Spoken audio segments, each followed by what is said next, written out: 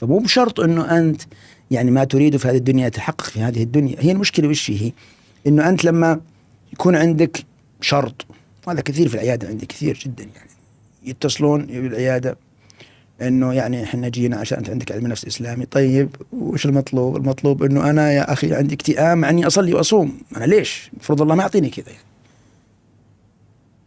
انه انا يعني هو عنده معادلة، صح، انه انا اعبدك انت تصلح لي الدنيا. اذا انت ما صلحت لي الدنيا طيب وش فايدة العبادة صارت؟ فهو فاهم ان العبادة والطاعة والايمان هي لمصلحة تحقيق تحسين الدنيا. بس مو الجزء من العبادة أن توصل لمرحلة أن أنت توصل الحياة الطيبة، الحياة الطيبة. شوف في فرق بين، احنا دائما نسمع انه يعني في ناس فقراء وما ذاك حياتهم طيبة. كيف تجي هذه؟ كيف تجي هذه؟ هذا اللي نتكلم عنه احنا، الصفات النفسية الأساسية: الصبر والرضا. الصبر، الرضا، التوكل، التفاؤل، عدم الجزع، ما لها أي علاقة بمستوى المعيشة. ممكن تصدر من شخص فقير جدا معدم، وممكن تصدر من شخص غني جدا. شنو الحياة الطيبة بتعريفك؟ الحياة الطيبة لها عدة تعريفات، لكن في مفهومنا احنا في يعني في محاولتنا لتعريفها، هي معدل الأحوال النفسية الداخلية الطيبة التي تشمل المفهوم الموسع للأحوال الداخلية. شفت الأحوال النفسية الداخلية مش فقط محصورة في الانفعالات اللي هي الحزن، الخوف، القلق، لا، في أحوال كثيرة. يعني مثلا الرضا، الأحوال النفسية الداخلية، الطمأنينة بالله، السكينة بالله، الأنس بالله.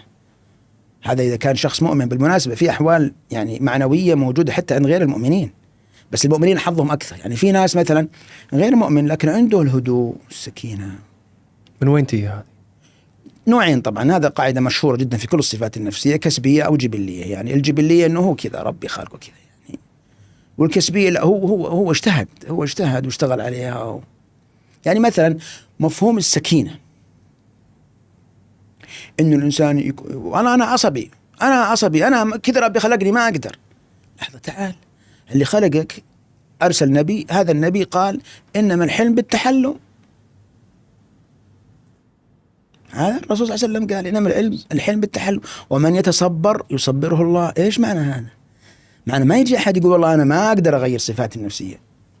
أنت يمكن ما تغير بعض الطباع اللي تميز الناس بعضهم عن بعض، يعني فلان له طبع معين، فلان له طبع معين، لكن الصفات السيئة لازم الإنسان، أكيد الإنسان يقدر يغيرها. يمكن ما أقدر أغيرها 100%. يعني مثلا شخص عصبي وحار ومثل سلك الكهرباء المكشوف، لو تجيه نقطة ماء ثار وانفعل، هذا ممكن ما يرجع هادي ساكن 100%، لكن على الأقل تحسن 70-60%. يقدر يدير مشاعره. احنا عندنا